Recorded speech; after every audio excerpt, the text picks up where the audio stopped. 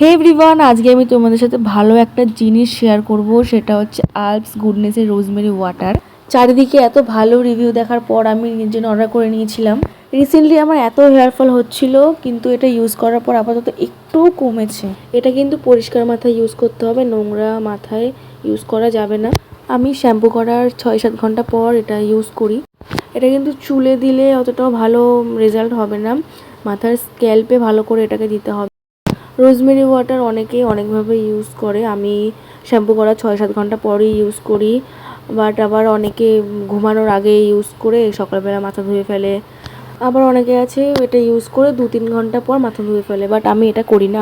আমি শ্যাম্পু করার 7-8 ঘন্টা পরই এটা দিয়ে ওরমই ছেড়ে দিই, সে 3 দিন পরে আবার শ্যাম্পু করে নিই। রোজমেরি ওয়াটারের ব্যাপারে কিন্তু অনেকে জানে, আবার অনেকে জানে না। আমিও আগে জানতাম না, এই রিসেন্টলি জানতে পেরেছি, 1-2 মাস আগে জানতে পেরেছি, তারপরে আমি এটা ইউজ করছি। মাথার স্ক্যাল্পে ভালো করে এটাকে ইউজ করতে হবে, পরিষ্কার মাথায় এটা ইউজ করতে হবে। এটা খুবই ইম্পর্টেন্ট, নোংরা মাথায় ইউজ করা একদমই যাবে না।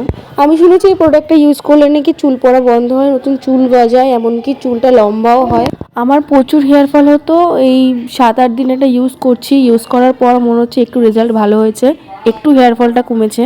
এটা ইউজ করার পর আমি 3-4 মিনিটের মতো হালকাভাবে ম্যাসাজ করে নিই একটু।